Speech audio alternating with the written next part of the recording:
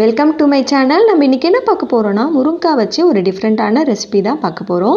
வாங்க எப்படி செய்யலான்னு பார்க்கலாம்.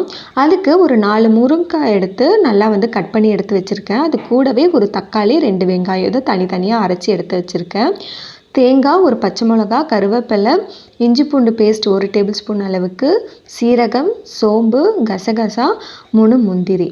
ஃபஸ்ட்டு ஒரு மிக்சி ஜாரில் தேங்காய் சேர்த்துக்கலாம்.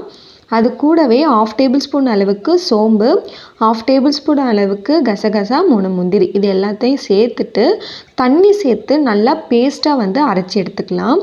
இப்போ ஒரு கடாய் வச்சுக்கலாம். கடாய் நல்லா சூடான பிறகு தேவையான அளவுக்கு எண்ணெய் சேர்த்துக்கோங்க.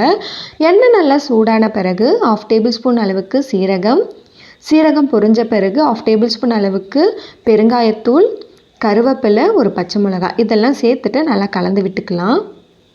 இப்போ அரைச்சி வச்சுருக்க வெங்காய விழுது அதையும் சேர்த்துக்கலாம். சேர்த்துட்டு நல்லா வதக்கி விட்டுக்கோங்க.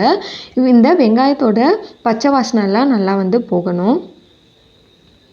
இது கூடவே 1 டேபிள் ஸ்பூன் அளவுக்கு இஞ்சி பூண்டு பேஸ்ட் சேர்த்துக்கிறேன். சேர்த்துட்டு இதையும் நல்லா கலந்து விட்டுக்கலாம். அதோட பச்சை வாசனைலாம் போன பிறகு அரைச்சி வச்சுருக்க தக்காளி விழுது அதையும் இது கூட சேர்த்துக்கலாம். சேர்த்துட்டு நல்லா கலந்து விட்டுக்கோங்க. இதோட பச்சை வாசனைலாம் போன பிறகு 1/4 டேபிள் ஸ்பூன் அளவுக்கு மஞ்சத்தூள், காரத்துக்கு ஏற்ப குழம்பு மிளகாய்த்தூள், 1/2 டேபிள் ஸ்பூன் அளவுக்கு கரம் மசாலா பவுடர் இதெல்லாமே சேர்த்துட்டு இதுக்கு தேவையான அளவு உப்பையும் சேர்த்துக்கிறேன். சேர்த்துட்டு நல்லா வதக்கி விட்டுக்கோங்க.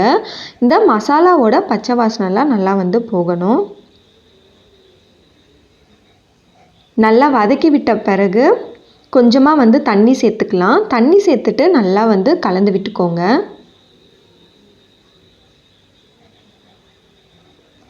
நல்லா கலந்து விட்ட பிறகு மூடி போட்டு மூடி ஒரு 2 நிமிஷம் நல்லா கொதிக்க விட்டுடலாம். இப்போ மசாலாவோட பச்சை வாசனைலாம் நல்லா போயிடுச்சு. இது மாதிரி எண்ணெய் இது மாதிரி பிரிஞ்சு வரணும். வந்த பிறகு நம்ம கட் பண்ணி வச்சுருக்க முருங்கைக்காவையும் இது கூட சேர்த்துக்கலாம். சேர்த்துட்டு நல்லா கலந்து விட்டுக்கோங்க. நல்லா கலந்து விட்ட பிறகு இந்த முருங்கைக்காய் வேகிற அளவுக்கு தண்ணி சேர்த்துக்கலாம். தண்ணி சேர்த்துட்டு நல்லா கலந்து விட்டுட்டு மூடி போட்டு மூடி ஒரு 5 நிமிஷம் நல்லா வேக விட்டுடலாம்.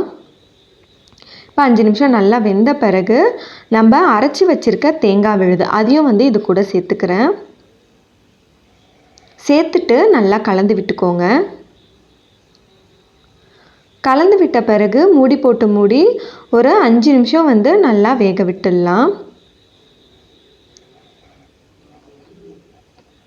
இப்போ முருங்கைக்காய் நல்லா வெந்துடுச்சு.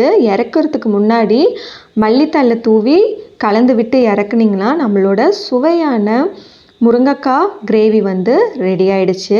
இதேமாரி நீங்களும் ட்ரை பண்ணி பாருங்கள். இது சுட சாதத்துக்கு, இட்லி, தோசை, சப்பாத்திக்கெலாம் ரொம்பவே சூப்பராக இருக்கும். ட்ரை பண்ணி பார்த்துட்டு எப்படி இருக்குன்னு சொல்லுங்கள். வீடியோ பிடிச்சிருந்தா மறக்காமல் லைக் பண்ணுங்கள். இன்னொரு வீடியோவில் பார்க்கலாம். தேங்க்ஸ் ஃபார் வாட்சிங்.